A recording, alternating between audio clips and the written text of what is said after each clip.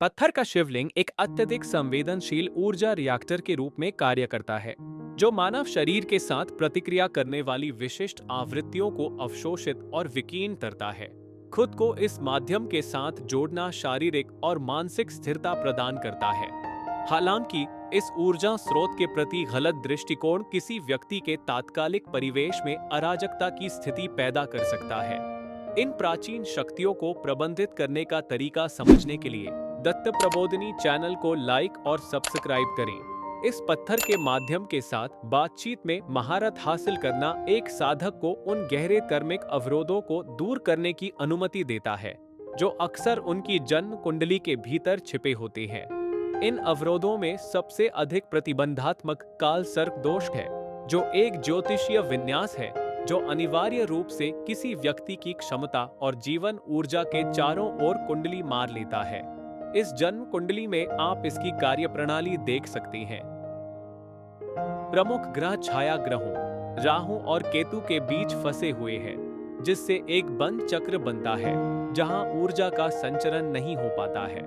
यह ठहराव शारीरिक रूप से अस्पष्ट वित्तीय बर्बादी, लगातार मानसिक अशांति और सांपों के भयानक दुस्वप्नों के रूप में प्रकट होता है।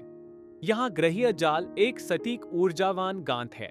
इसे सुलझाने के लिए एक कंपन संबंधी हस्तक्षेप की आवश्यकता होती है, जो विशेष रूप से राहु केतु अक्ष पर लक्षित हो। घर पर शिव की ऊर्जा के साथ काम करने के लिए सख्त दिशात्मक संरेखन की आवश्यकता होती है। पृथ्वी के चुंबकीय ग्रिड के साथ तालमेल बिठाने के लिए शिवलिंग को ईशान कोण या उत्तर पूर्व कोने में रखा जाना चाहिए। हम भौतिक पैमाने के नियमों का भी पालन करते हैं, क्योंकि इस पत्थर का आध्यात्मिक प्रभाव इतना केंद्रित है। घरेलू शिवलिंग कभी भी मानव अंगूठे की लंबाई से बड़ा नहीं होना चाहिए, ताकि घरेलू ऊर्जा को प्रबंधित रखा जा सके। शिवलिंग के साथ गणेश, पार्वती और कार्तिकेय को रखकर संतुलन प्राप्त किया जाता है। यहाँ एक घरेलू परिवेश में शक्ति को स्थापित करने वाली स्थिर पारिवारिक ऊर्जाओं के साथ तीव्र तपस्वी शक्ति को घेरता है।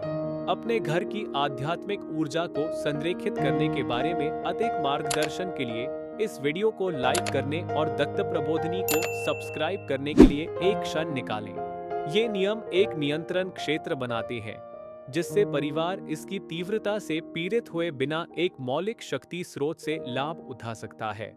कई साधक अनजाने में अपनी पूजा स्थल में विसंगति पैदा कर देते हैं।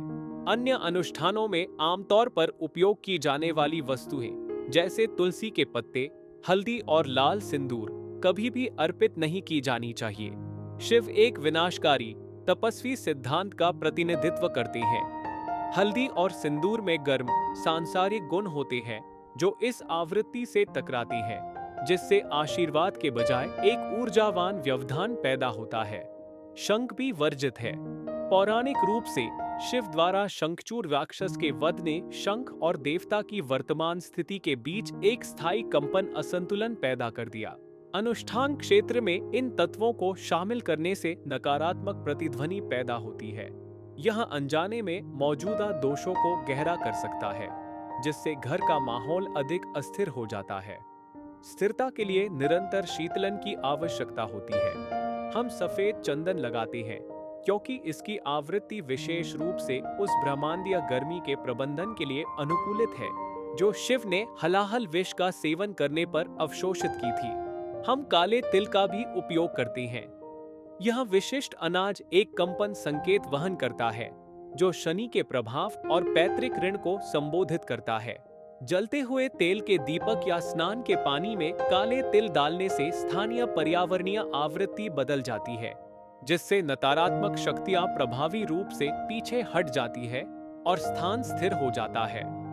चंदन और काला तिल पर्यावरणीय तनाव को कम करने और घर को सामंजस्यपूर्ण स्थिरता में लाने के लिए आवश्यक विशिष्ट शीतलन आवृत्तियां प्रदान करती हैं।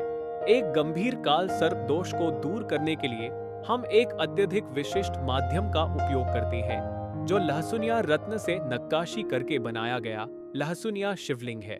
पत्थर की प्राकृतिक बिल्ली जैसी चमक प्रकाश की एक तीक्ष्ण किरण बनाती है। यह प्रकाश ठीक उसी आवृत्ति पर काम करता है, जो केतु की छाया ऊर्जा को बेअसर करने के लिए आवश्यक है। फिर हम इस बेअसर ऊर्जा को एक भौगोलिक प्रवर्धक त्र्यंबकेश्वर मंदिर में ले जाते हैं। 12 ज्योतिर्लिंगों में से एक के रूप में यह स्थल अपने क्षेत्र के भीतर किए जाने वाले किसी भी अनुष्ठान को बढ़ाता है। यहाँ गोदावरी नदी में किया जाने वाला नारायण नागबलि अनुष्ठान पैतृक ऋणों की व्यवस्थित सफाई की अनुमति देता है, जिससे पीढ़ियों से चले आ रहे कर्मिक अवरोध दूर हो जाते हैं। उच्च ऊर्जा वाले तीर्थ स्थलों के उपयोग के बारे में अधिक जानने के लिए कृपया इस वीडियो को लाइक करें और दत्त प्रबोधिनी को सब्सक्राइब करें। त्र्यंबकेश्वर की शक्ति के साथ लहसुन या पत्थर की आवृत्ति को मिलाने से काल सर्प दोष की क्रिया प्रभावी रूप से कट जाती है। साधक अंततः इस चक्र से मुक्त हो जाता है, जिससे भौतिक और आध्यात्मिक दोनों प्रगति फिर से शुरू हो पाती है।